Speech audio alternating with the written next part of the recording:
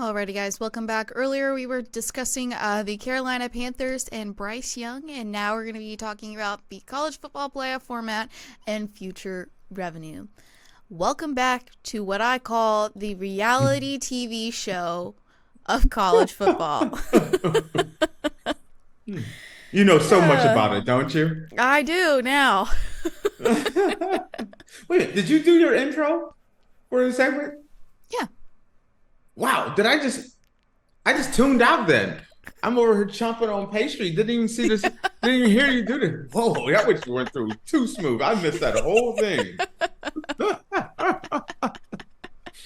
I'm over here. Tate snacking during breaks. He's already had a bite. Giant chunk out of my snack here. Next thing I know, I've missed a whole 30 minutes of Faith talking. 30 seconds probably. Okay. All right. I feel a little bit better that I just didn't ignore everything here today. Yeah. All right. So what's going on with As the World Turns?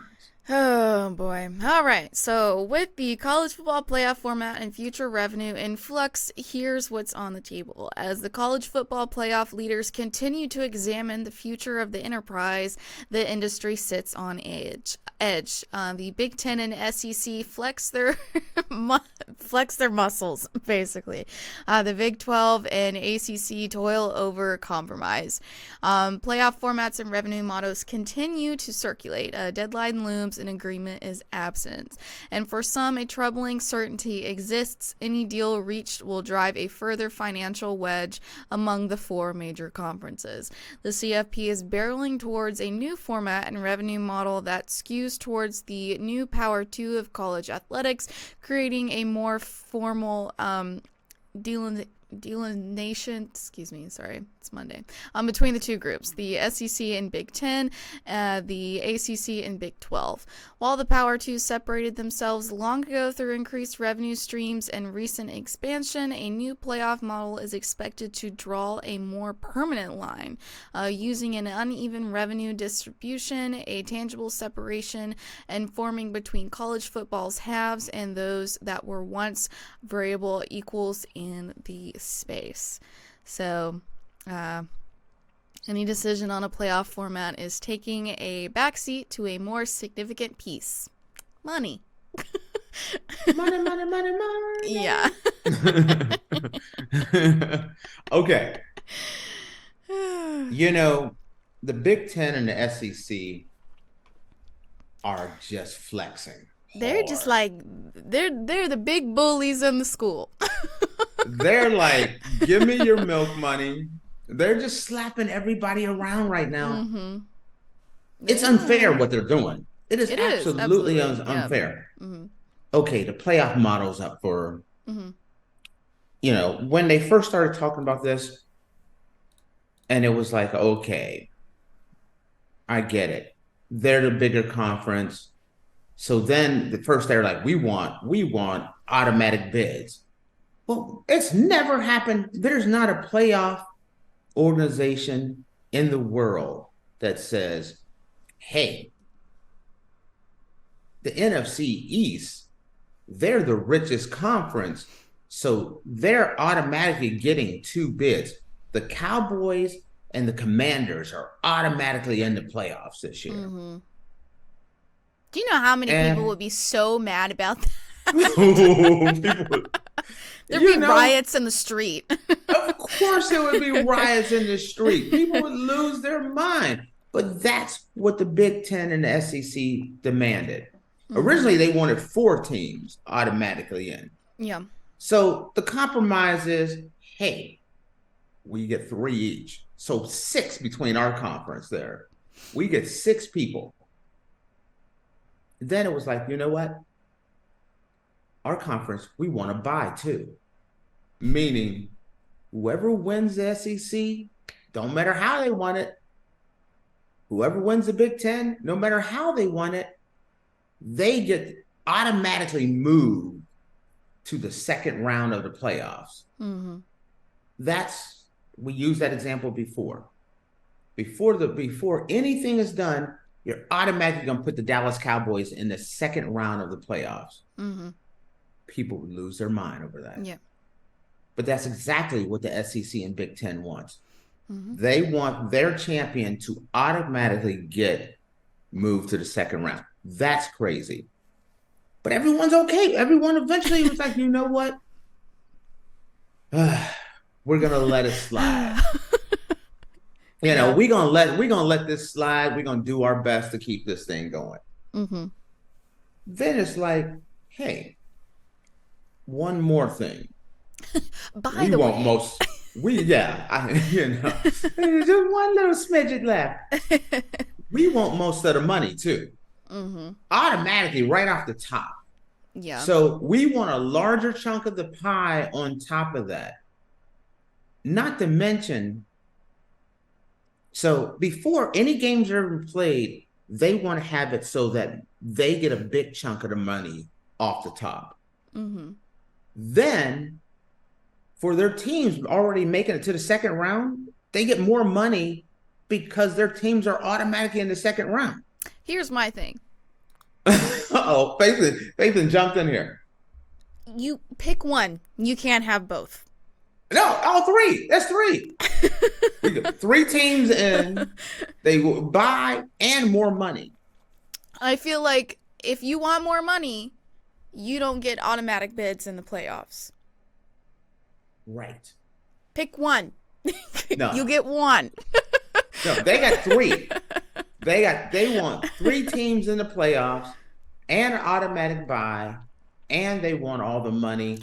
I mean, it's like toddlers trying to fight over toys. This It's I don't want little Jimmy playing with any of my toys. He can sit there with a piece of paper and he can figure out something to do with that. That is kind of like if a woman went to her family and said, listen, I'm getting married and I want the big giant wedding. I want it at Disney World. I want it at the Magic Kingdom. I want you to rent out the Magic Kingdom for my wedding. Also, no thanks. I want you to get me a house. Yeah. You got to get me a house too. And you got to pay for your grandkids' college. I want you to buy me a fancy car too. Yeah. One last thing. Can you give us a lump of cash on top of that so we can get off to a fresh start? That's kind of equivalent of what it is. I'm not trying to sound sexist. I just use that as an analogy. You can insert your male analogy in there, whatever you want to do. Yeah. But hey, we want our team. We're the biggest and baddest and richest, which is. It happens from time to time. You look over the last 100 years of college football. It fluctuates.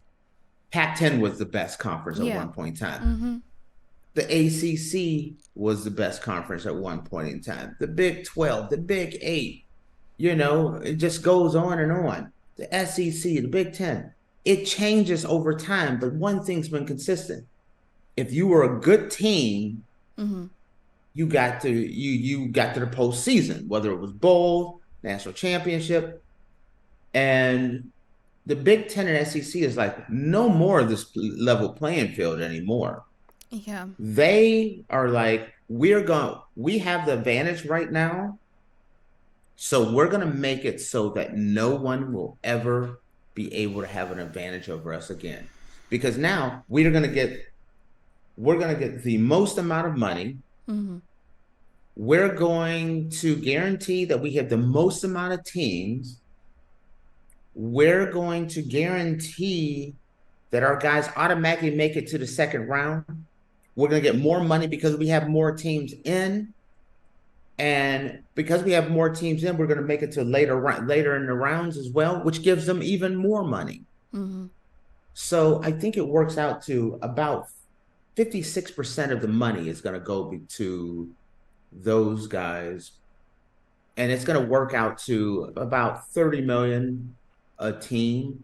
Where if you're a Power 5 team, not a Power, a group of Group of five team, if you even get there, you're hoping to get about $2-3 million when they're talking about $30-40 million.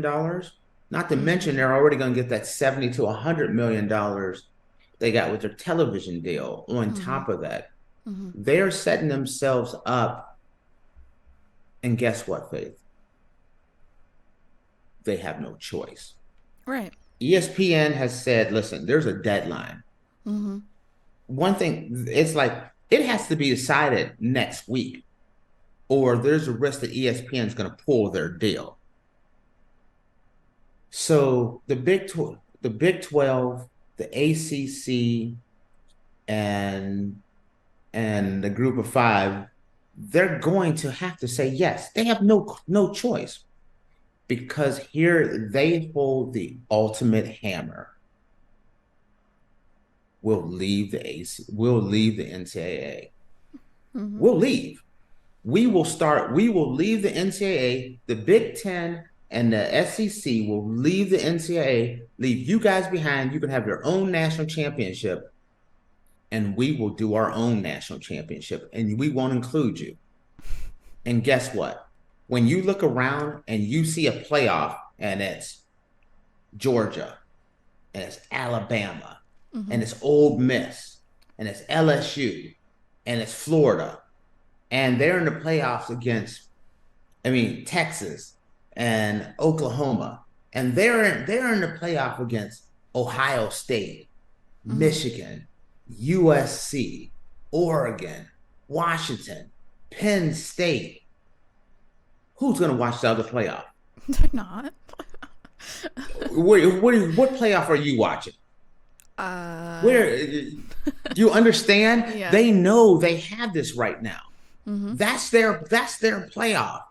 Are you going to watch the playoff? Let's say you're going to have Florida State and Clemson, maybe Miami and Louisville, okay, and Pittsburgh, and we're going to have Texas Tech and Iowa State and Kansas State in their playoffs. It's kind of like, nah, dude, I'm going to watch this one. And if you're ESPN, which one are you going to give the television, if they split apart, where's that television money going to go? That television money going to Ohio State, Michigan, Alabama, Georgia conference.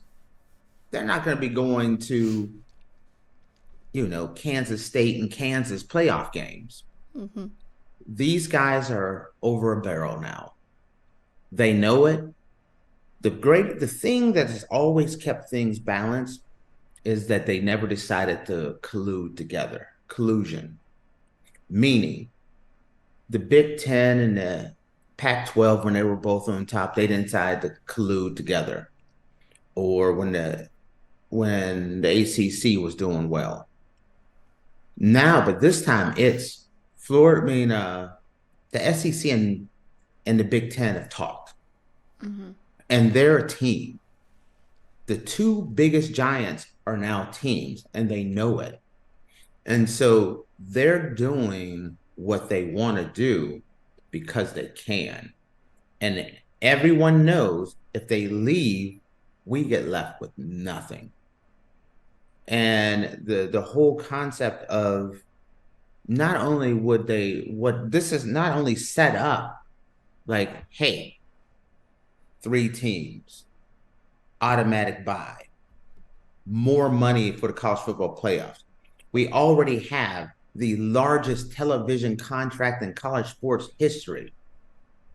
Now, you're sitting there and you're Florida State, or you're Clemson, or you're Utah, or Miami, or North Carolina, and you're like, soon as we can, we're leaving and we're going to that conference. Are you going to stick around in the ACC? No. That you see, are you going to stick around in the Big 12 when you could get left out? And that's the Pac-2. That's the Pac-12. We didn't bring them up. You just pour a little bit out on the sidewalk for your dead homies over there with the Pac-2.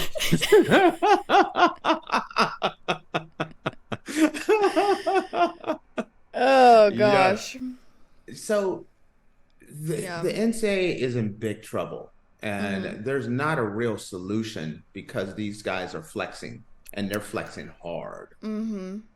The thing So, is like, as much as I am a Georgia fan and Georgia is in the SEC, and I would, if they got an automatic bid into the playoff, I would be like, yeah. But it's it's not wrong. fair. It's not No. fair. It's not fair for anybody else except the SEC and the Big Ten. But that's not fair. It may be fair for them, but it's not fair for everybody else. Let's say, Faith, you got a scholarship when you got out of high school to go to Clemson or Florida State. I'm just saying. And you're going there and you're loving it there, and now someone's telling you that, hey, your conference doesn't matter. You're not going to get the same amount of money. You're not going to have, imagine, take yourself out of being in the SEC and put yourself in some of these other schools. Mm-hmm. You'd be heated. Yeah, absolutely. There's nothing about this that is fair. No. But it's going to happen. I don't need to have like a crystal ball to tell you the future. I got faith. And faith says it's over. It's over. They're going to do it. Yeah. I'm willing to bet you they cave by next week. Now, I'm not talking next year. I'm saying by next week, they cave and they give them everything they want, because the alternative is that if ESPN pulls that contract, then they'll leave. And then those other conferences are really hurt. Mm-hmm. And so that's the reason why I could see them. I mean, I think a lot of stuff is going to come to a head within the next 2 weeks. Right. So. Ooh, boy. Woo. And eat my popcorn. Is it not? I mean, it's been this way every year for a decade and a half. The college football off season is better than the regular season. That's crazy to say that, but all hell breaks loose in the off season. And that's just one of the stories. You're still looking at Florida State. And there's rumors that Clemson has been putting together a big old pile of money, gearing up for they're trying to figure out how they are going to have to deal with the legal issues and how they're going to get out. Then there's also talk and rumors that the Big Ten and the SEC are tossing around, if this doesn't work out, how do we add more teams? Maybe we break up that ACC and invite those teams in. And so there is still rumors that some of these, that the SEC and Big Ten are not done expanding. So that's another thing that could kick in there. Yeah. All the stuff with the name, image, and likeness. It's a madhouse. It is an outright madhouse. It's a mess. In college football. This is a mess. Somebody spilled their juice and they are not cleaning it up right now.